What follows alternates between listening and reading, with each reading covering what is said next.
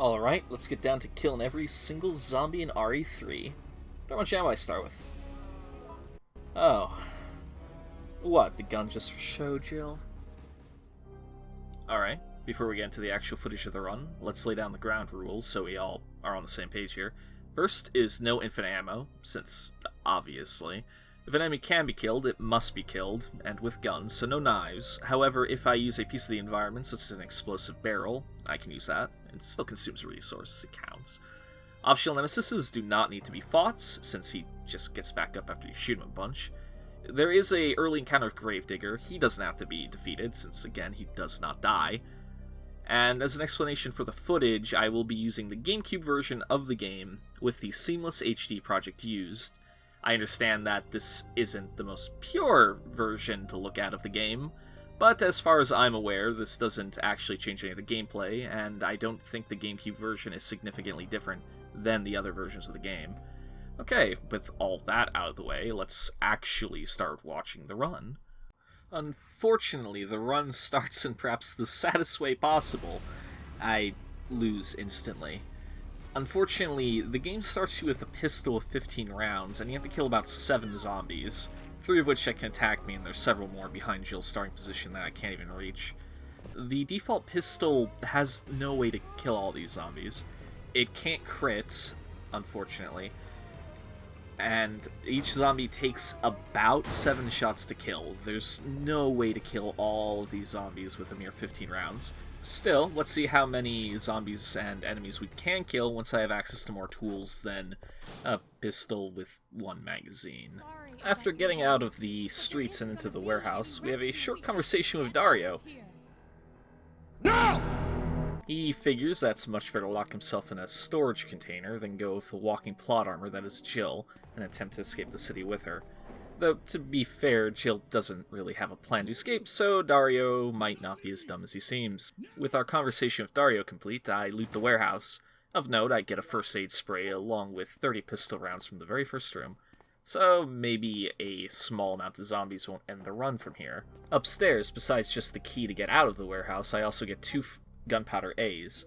I'll be going into more detail on how gunpowder works later in the run, but for now, just keep in mind that it's a fairly useful item that will be of great assistance over the course of this run. With the warehouse thoroughly ransacked, I proceed onto the streets to begin my quest in earnest to kill every zombie. The first room contains 5, but luckily it also has a red barrel for me to blow up. Red barrels.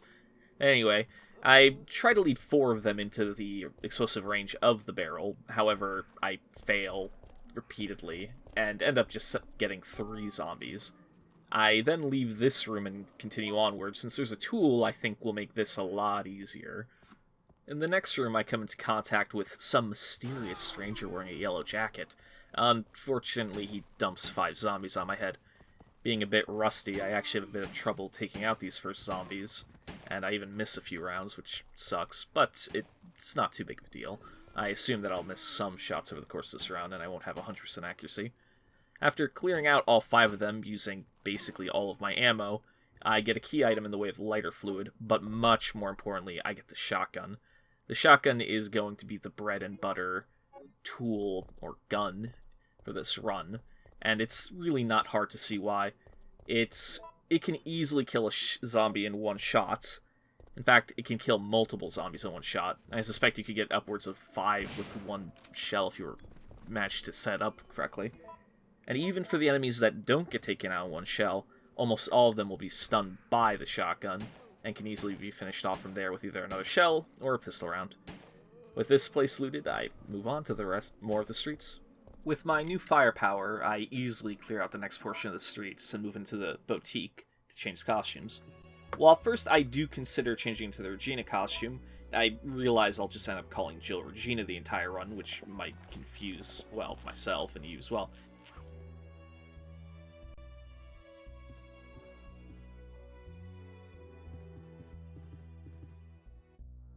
So I decide to use the next best costume, the disco suit.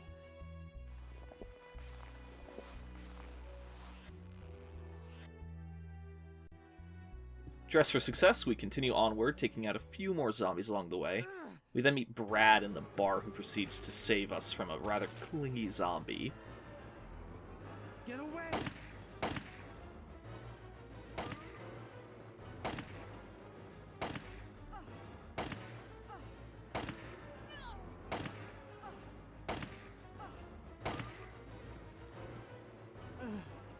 With this meeting out of the way, I gather the other parts of the lighter along with a few extra pistol rounds and continue onward. With the fateful meeting with Brad out of the way, I take the time to clear out a few zombie stragglers I'd left behind, before coming upon a police barricade with a rather large amount of zombies hiding behind it.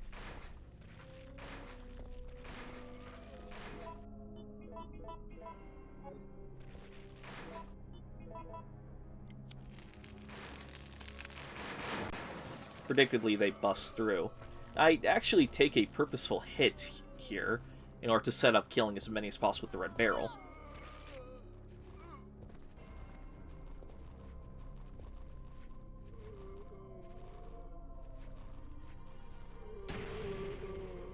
I get 7 out of 8 with them with the red barrel, and then finish off the last one with the shotgun.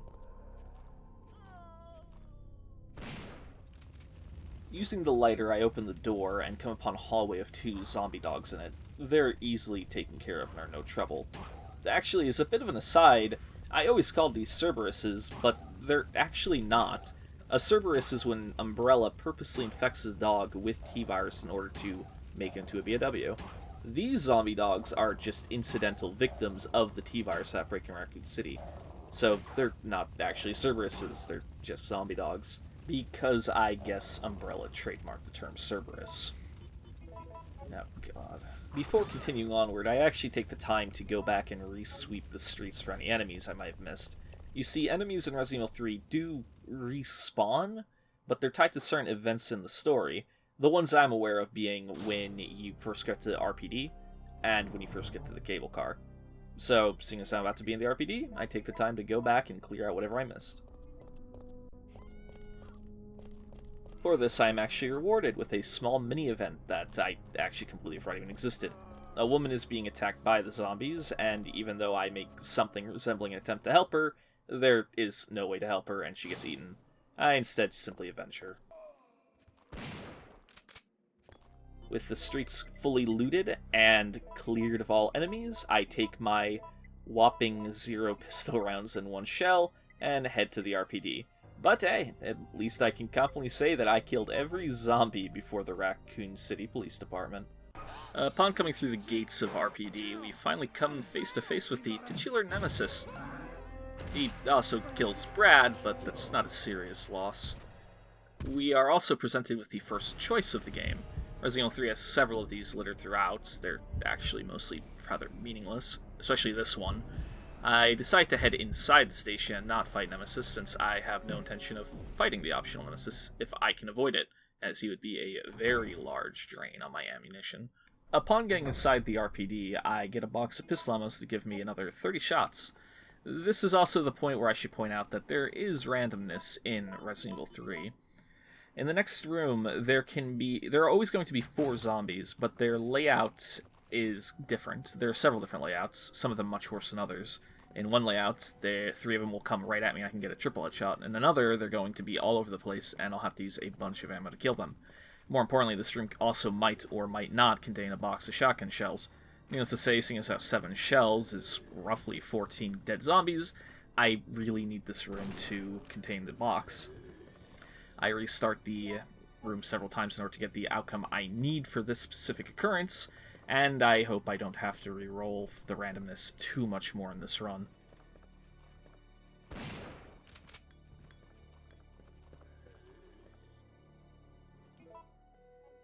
Clearing out the zombies from Martin's room, I go into the evidence room and get both the blue jewel, which I'll need later, and the Stars Key, which I'll need much sooner. In the next room, I decide to skip it temporarily and deal with the side room that I never normally go into. It contains 5 zombies, I take them all out, and essentially waste a bunch of ammo fighting zombies for no gain whatsoever.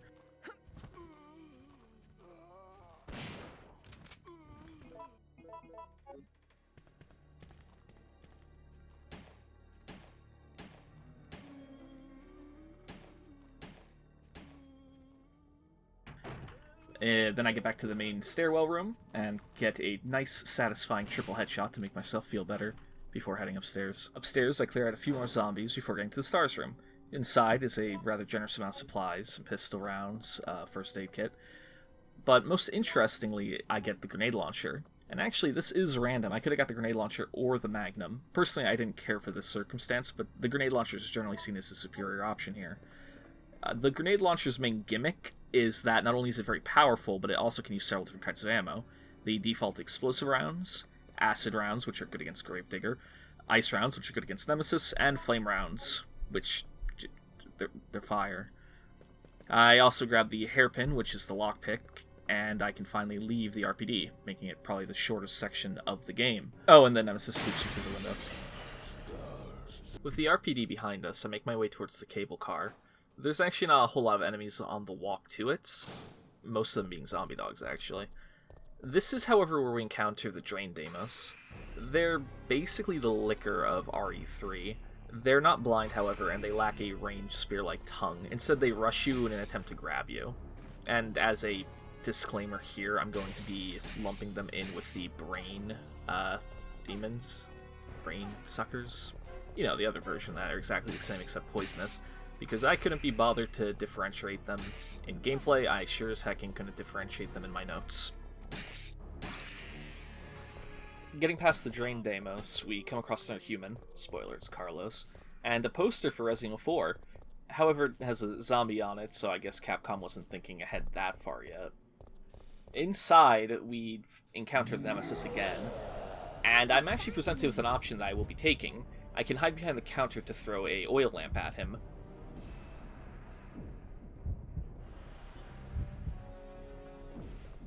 Over here.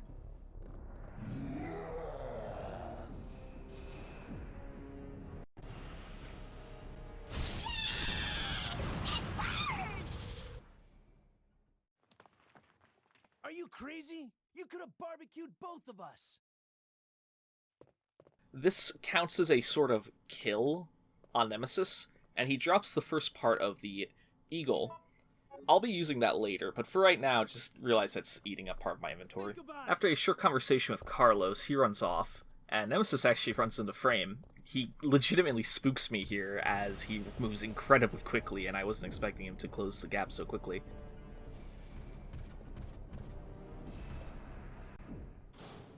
Luckily, I do know his weakness. He's left-handed and refuses to use anything but it. Before I can move on, I need the green and blue gem. I already got the blue one from the RPD. The green one is in whichever section I did not meet Carlos in, which in this case would be the newsroom. It's guarded by a lone zombie.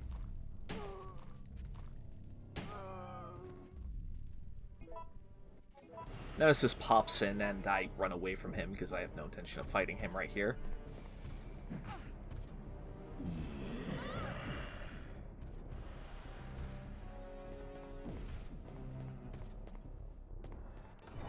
A few more zombies and zombie dogs guard the path to the cable car, but I clear them out quickly enough.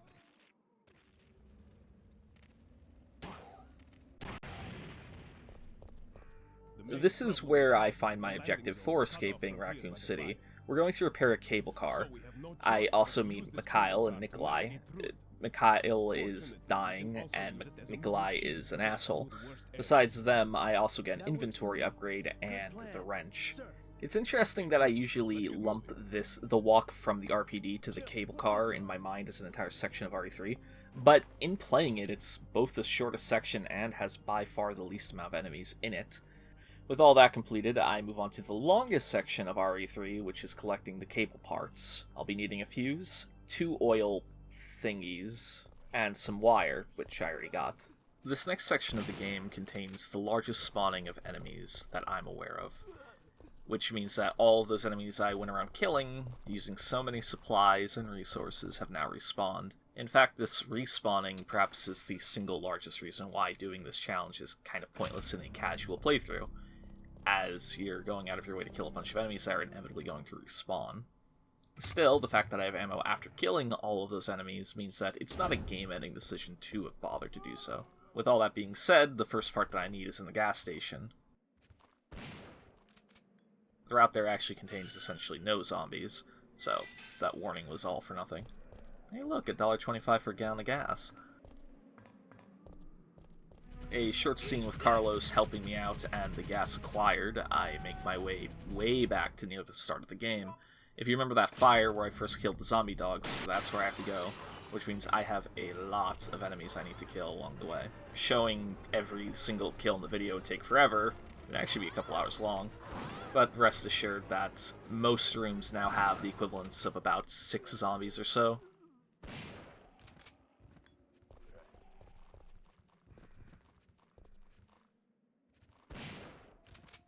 Before reaching the fire hazard and getting the other piece of oil, I need to get the fuse. Down below contains probably the largest amount of zombies in a single room in the game.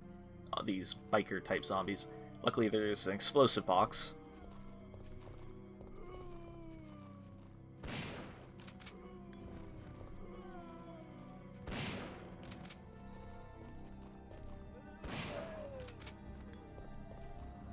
That I forget to use. Oops. Inside, I get the Magnum, and the fuse as well. I also shock a bunch of zombies in a event. I decide to count them since, I still killed them.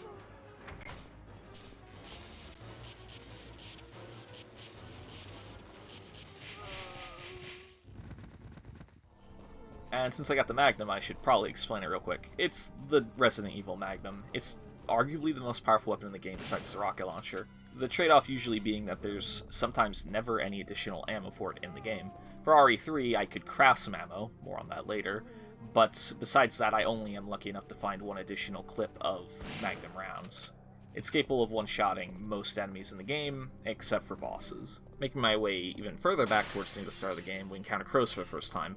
They're pretty much the weakest enemy in the game. They take one pistol bolt to kill, and normally I'd run past them, because even if they do hit you, they do basically no damage.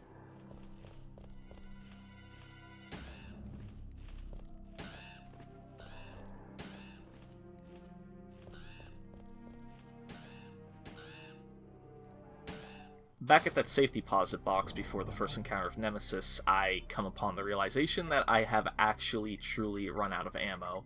At this point in the game, I've used up all ammo I found, which means I have to resort to gunpowder. So at this point, it's probably worth to do a short tutorial and explanation on how gunpowder works in RE3, as it's the key to making this run actually possible. Okay, so the short rundown of how gunpowder mixing works is you take gunpowder and you combine it with a reloading tool to make ammo.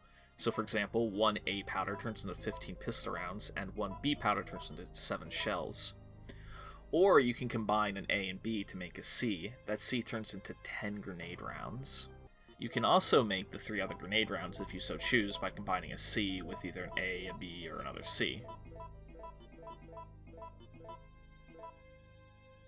You can also combine the A's together to make up to a AAA and a triple B, which will give you more shells or pistol rounds for the same amount of gunpowder. The trade-off, of course, being that you need that much powder on hand, and you might need the ammo now. Another interesting thing about crafting ammo is that Jill actually gets better at it the more you do it.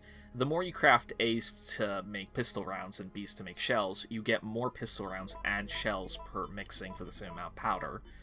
That's right, Resident Evil 3 is actually an RPG game with crafting mechanics. Who'd thunk it? The other benefit from leveling gunpowder is that you can make enhanced ammo. I never use it, as it's only a little bit stronger than regular rounds, and you get much less for crafting it. Now, with all these options that you can use gunpowder for, you can see that this is where I thought the main strategy of the run would come in. What to use my gunpowder for? Would I need more grenade rounds, or shotgun shells, or would I even need to make Magnum rounds to deal with situations as they occurred? The problem is the efficiency of just using A's to make pistol rounds and B's to make shells means that, at the end of the day, the only thing I used gunpowder for was to make pistol rounds and shells. With the mixing done with this section, I end up with a whopping 169 pistol rounds and 45 shells. This will be more than enough to tide me over for the remainder of Raccoon City. I get rid of the fire and clear out a few drain demoses before getting to the drugstore. Nikolai's here, but that's not really all that important. I solve the puzzle, get the oil, and the place is overrun by zombies. I say overrun, but only about 10 zombies actually enter the building. I have some trouble clearing them out, but that's more due to my own ineptitude than any difficulty with a few regular zombies. With the drugstore behind us, I now have all the pieces I need to complete the cable car, and technically I could move on to the next section of the game. However, this is a kill everything run, and as we remember, a bunch of things respawn, which means I now have to do something that I never do, and I doubt most people would ever bother to do, but I need to go back and clear out all the enemies that respawned from the start of the game. And there's actually quite a few of them as well. The streets are now full with somewhere in the vicinity of about 30 zombies, actually, which really shows that coming back here isn't worth it all that much. Although, I shouldn't say it's not completely not worth it, since there's some grenade rounds and some gunpowder as a reward for bothering with this. We get all the way back to the warehouse to see that Dario had been eaten by zombies. I avenge him and take the gunpowder he was hoarding. Actually, he was hoarding a rather large amount of gunpowder.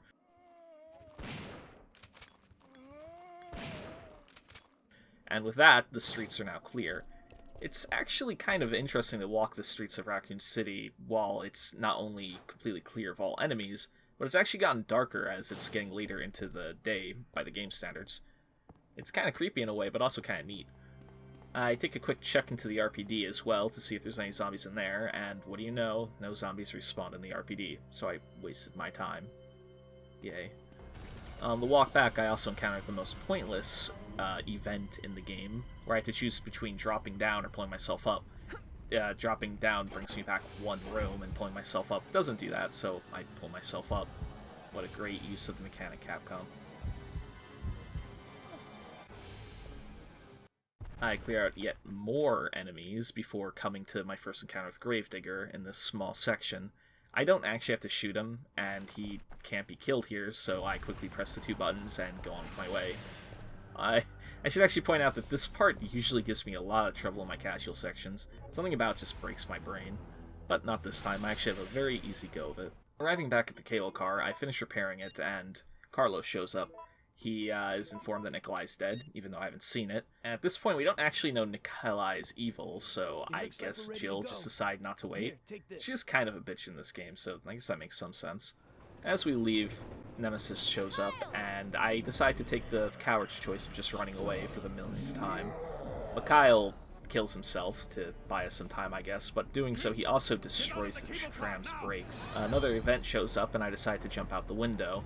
In doing so, Carlos will later on not help me with the Nemesis fight, but he will give me some ice rounds to compensate. I decide to take the ammo over his help, jump out the window, and we finally arrive at the clock tower. Well, we finally arrived at the clock tower, which is roughly the halfway point of the game. Although we first have to deal with a few zombies from the burning wreckage. They're not much difficulty, because at this point I've already killed like hundreds of the dang things. Not long after collecting these supplies, Carlos gives us a few ice rounds. Spoiler, they're for Nemesis. And then room after this, we get the mine thrower. The mine thrower is kind of a gimmicky weapon. There's only about 12 rounds or so for it in the entire game. But, I mean, they're essentially grenade rounds, so 12 free grenade rounds is nothing to scoff at. I clear out the first floor before heading up to the second, where I'm introduced to a new enemy, the spider. They run on the ceiling, they spit poison, and sometimes, very annoyingly for this challenge, they explode into little baby spiders. Overall, they're not that dangerous. They're essentially just drained Demoses, but slower, which means it's kind of weird that they appear after the drained Deimos and Brainsucker. But, you know, Capcom knows best, I'm sure. What's more, even though their main gimmick is poison, there's an infinite blue herb supply downstairs, which shows how little faith Capcom actually has in the ability of the player to manage resources. I continue to clear out the clock tower of enemies, collecting key items, the usual Resident Evil fare. Coming down from the actual bell tower, Nemesis appears to greet me, and I greet him back.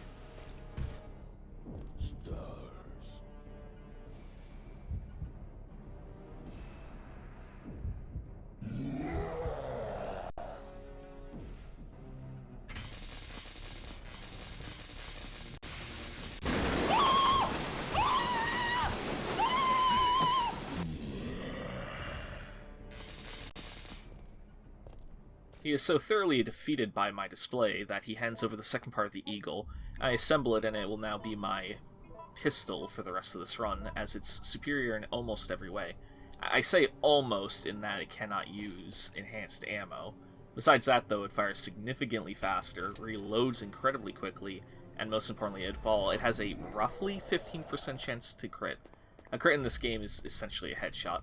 If at this point you see a zombie head explode from the pistol, it's because of the eagle. I collect the last key item I need for the clock tower section before doing one last sweep. With all enemies killed in the area, I activate the bell tower and start the fight with Nemesis. This is our only mandatory fight against Nemesis 1, and he is souped up a little bit here too, if I'm not mistaken.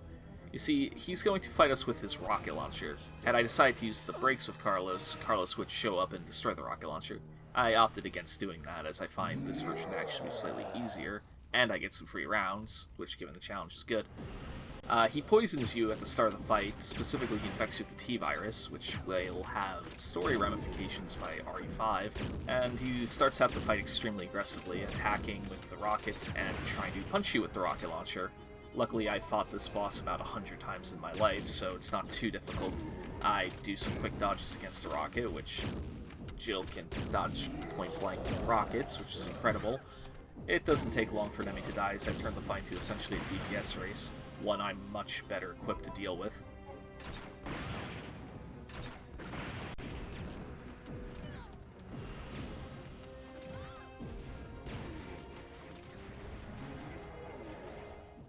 Unfortunately, Jill succumbs to the T-Virus, and Carlos shows up just in time to whine and complain. This actually concludes the clock tower section for Jill, and now I get to start my favorite part of the game, Carlos' section. Jill! So now we begin the Carlos section, although for the purpose of this run, this is going to be probably the most interesting section. You see, Carlos is rocking the completely awesome assault rifle. Unfortunately, he seems to have run out of bullets a long time ago, as he only has the one magazine left. He also brings a pistol with only its magazine of 15 rounds. Needless to say, that means I am on a very tight ammo budget for this section. Or, to put it another way, this should be the most interesting section of the game, as I have to make do with what I have, and there's no scavenging for supplies. And the game takes immediate pleasure in reminding me about the scarcity of my ammo by dumping a room full of like 7 zombies on me right at the start. So yeah, this is gonna get tight real quick. I clear out the room along with a few others.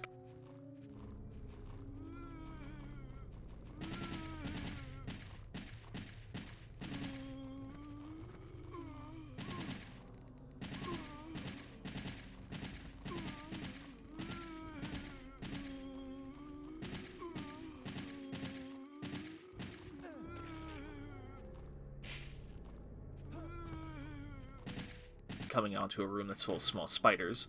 I clear it out, but then head back in to double check a room, only to see that the tiny spiders have respawned. That means that there are infinitely respawning enemies in RE3. That's not great.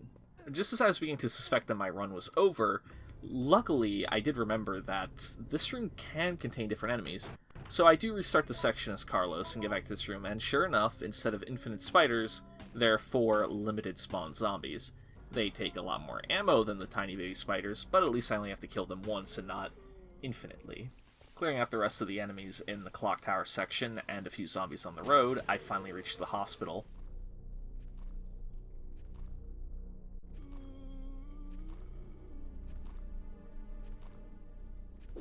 And, oh my god! Was that the ending screen of Dino Crisis? Yeah, it was. Neat. Oh, and there's Hunter Betas now. They're probably the most dangerous enemy in the game, but there is somebody that's more dangerous. With him gone and reaching the first safety box of the area, I find that I've already used 2/3 of my assault rifle ammo and basically all of my pistol ammo. So we're off to a great start. I proceed through the hospital collecting the parts needed for the T-Virus vaccine. I take out some more enemies and meet back up with Nikolai. He's having a nice civil conversation with another one of the supervisors before the supervisor decides to blow himself up. Not sure what that was about, I'm sure it's fine. I get the first part of the T-Virus vaccine from a safe, using a code that I definitely did not Google, and then I head down to the basement. This basement area contains the majority of the remaining enemies for the section, as you can tell from the zombies busting in on me immediately. I take out a few more hunters, blowing one up mid-air, which is kinda kick-ass, and get to the final important room. This is where I synthesize the vaccine. There's also 2 Hunter Gammas in the test tubes that definitely won't attack me. I solved the very simple puzzle, and sure enough, the Gammas attacked me.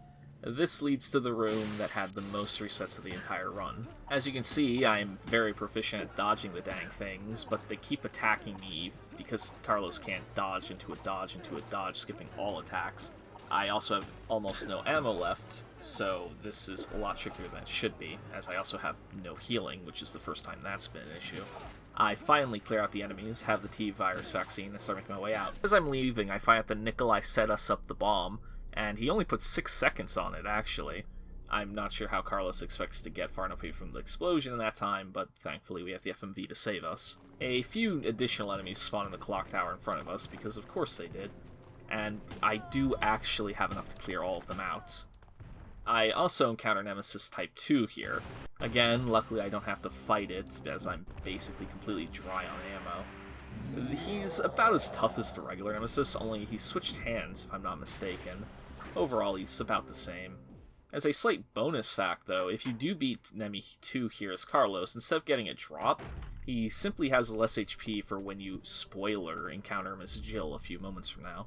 Finally getting back to Jill, I check my ammo to find that I have 15 pistol rounds and 8% of the assault rifle left. If I didn't know any better, I'd say that Capcom actually tested this section to make sure that you would have enough supplies to clear it, killing everything in your way. If so, that's kinda neat. With Carlos' section complete, we're now back in control of Jill, which means I also have all of my crap back, which is nice, and we now have to make our way to the park. Nemesis 2 is pursuing us at this point, and he actually breaks down a door, which, in the context that this is a video game, that means Nemi just broke down a loading screen. Neat. Luckily, there's not too many enemies in the clock tower as Jill now, so it's not too big of a deal, although we do find some leech worms. They grab onto you, do some little bit of damage. They're just a small nuisance, really.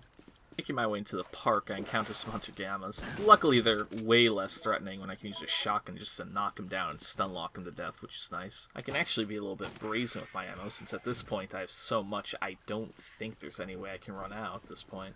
Spoilers, I guess. I take out a few dogs before backtracking to the fountain to head into the sewers. I kill some worms, and then I kill some more worms, and then more? Oh no. This is another infinite respawning enemy, and I checked, even if I come back into this room, eventually I have to deal with an infinite respawn of worms.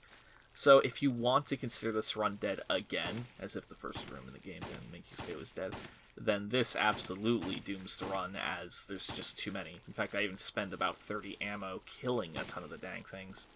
Still, I'll exclude these and continue off the run to see what else I can do. I clear out the graveyard of zombies. There's actually very, very few enemies for a graveyard. I guess Code Veronica will rectify this in the future, and head to the guardhouse to grab the factory key and a lot of ammo. This is also where I find out that Nikolai's evil, because there weren't enough hints already, and I get prepared for the second boss fight I have to deal with, Gravedigger. I hate Gravedigger. He's maybe my least favorite boss in the entire ERE series, and that's saying a lot. But luckily, in the context of this run, I don't have to shoot him even once. You see, if you survive long enough in the fight, eventually the lampposts that you see will become loose, and you can push them like they're a box. If you knock them both down, Gravedigger will, like, burrow into it, and then that tiny bit of water conductivity with the electricity from the power poles will shock him to death, making him the weakest boss ever, I guess?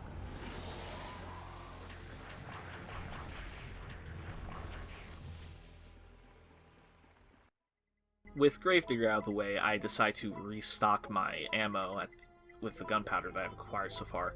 This leaves me with an ungodly amount of shells and pistol rounds. It's at this point, with only, 10% left of the game, that I realize that, yeah, I'm going to be able to complete this challenge. Spoiler for anyone that was on the edge of their seat with the amount of ammo you'd see me use so far. I make my way to the start of the Dead Factory, the last area in the game, and oh no, Nemesis popped out to spook me yet again. At this point, this is actually where you decide the ending of the game. You can either jump off the bridge or push Nemesis off. Depending on what you do affects the ending. Jumping off gives the canon ending, so that's what I do, which seems to imply that Jill is canonically a coward, so, you can take that as you will. Entering the Dead Factory, I get ambushed by a frankly pathetic amount of zombies for this stage in the game, though Carlos decides to be a bro and help me out anyway. Moving into the first real room, we encounter naked zombies. They're not any different, really, from the zombies I've been giving this whole time. Moving on, I fight a lot more zombies and some more Drain Demoses. There's actually a ton of enemies in this area. The thing is, though, at this point I have so much ammo that it's no longer a concern in any. This actually can be used to bring up an issue with a lot of the earlier horror survival games. The endgame tends to not be any more difficult than the endgame. In fact, it can be the inverse. The early game you may be so scrapped for supplies that fighting anything feels like a real challenge, but assuming you play correctly in the early game, or in this game's case, it's so generous with supplies anyway that it doesn't matter. By the time we reach this point, I'm so powerful that the game would really need to step up its danger level in order to pose any difficulty at all. With that tangent out of the way, I continue to clear out the Dead Factory. There's not a whole lot to do here, although I do kill an ungodly amount of naked zombies. I do the water puzzle, which is probably the hardest puzzle in the entire RE games. Well, maybe the sliding puzzle's harder, but I'm good at those, so I can't give a good basis to put that into fact. Before I deal with Nemesis again, I do a seemingly pointless steam puzzle. I enter a room, and yep, there's Nemi. He actually hurts himself and weakens himself for the fight, which is really nice of him to do. But this is also the game not so subtly pointing out how you're intended to fight Nemi, too. You have to hit the acid valves to get acid to spray on him.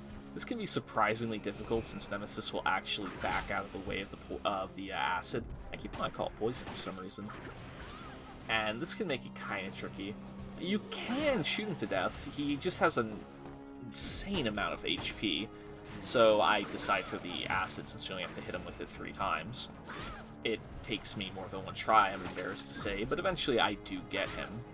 If ammo were actually tight this stage in the game, you could argue that this only took 3 pistol rounds to finish, although thanks to the somewhat less than ideal lock-on, it took a few more than that. As another quick aside, there's actually a lot of little Easter eggs in this room. You can see a smashed-up croc face, you can see one of the Ivies from RE2. Quite fun. I do one last sweep of the Dead Factory to clear out any remaining enemies before we make our escape.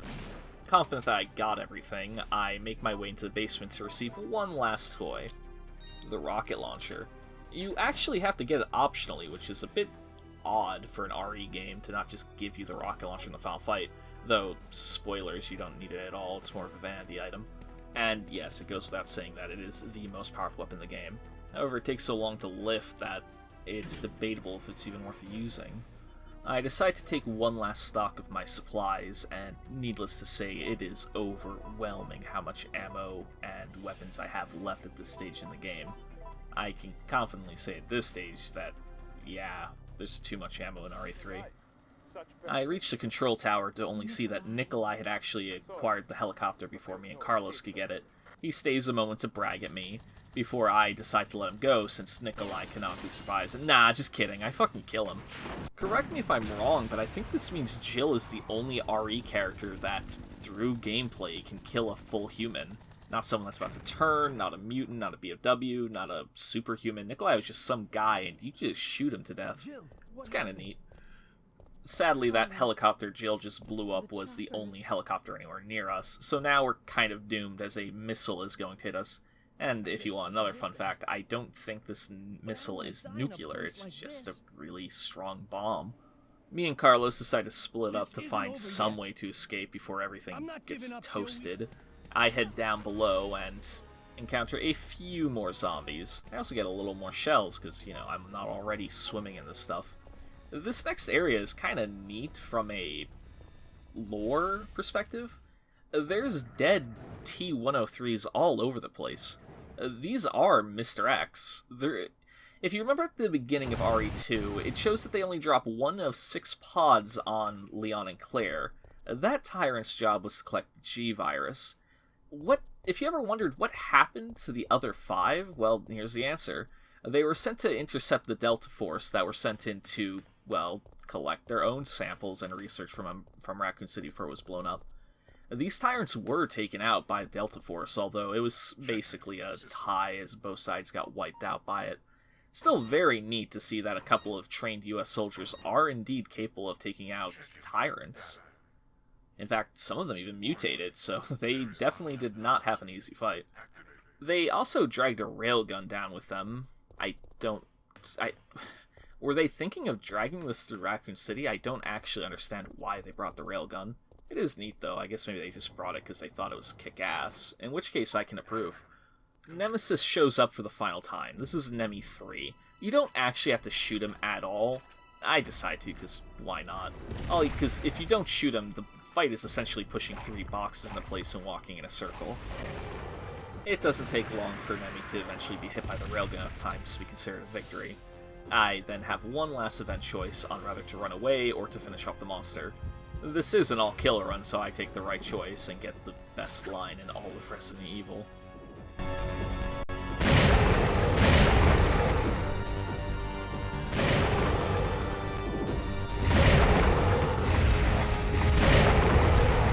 You want stars? I'll give you stars. We make our way down to see that there is, in fact, no helicopter down here. Though, luckily, Barry somehow knows exactly where we are and shows up just in time before Raccoon City is engulfed in nuclear hellfire. Overall, a cheesy if neat ending. And, wait, oh my god, 100,000 dead civilians? Could you imagine the fallout over something like this happening in the real world? Also, I think I might have missed a few enemies if there were that many zombies running around. I'm not doing this again. So, with the game completed, and with every non-infinite enemy killed, how about I give a quick kill count on everything that was destroyed? I killed 13 Drain Demos, 22 Zombie Dogs, 24 Crows, 12 Big Spiders, 25 Small Ones, 6 Hunter Betas, 4 Gammas, 6 Worms, I wasted ammo killing 26 of the Infinite Ones, a Gravedigger, a Nemesis, a Nikolai, and a whopping 209 zombies. As for remaining ammo, I ended up with having 229 pistol rounds, 125 shells, 53 explosive grenades, 6 ice, 6 flame, 12 mine thrower rounds, 12 magnum rounds, and no rockets remaining. Overall, a good run, I'd say. So now that brings up the question, was there enough ammo in RE3 to kill everything in the game and have enough ammo left over to do it twice over? Well, let's say that I went to New Game Plus and I only was allowed the supplies from what I had here. Nothing else spawned in Raccoon City or RPD or anything like that. Then, yeah, I'd say there's probably just about enough ammo to kill every enemy in RE3 twice over. God, that's a lot of ammo. The main reason for this is gunpowder, I think. It's what led to such an excessive abundance of ammo. In fact, I think if there was no gunpowder at all, then this challenge might actually still be possible. There's simply that much ammo that the gunpowder may have been superfluous. In fact, with the gunpowder, I'm beginning to think I might have been able to defeat every optional nemesis. Maybe I'll do that next time.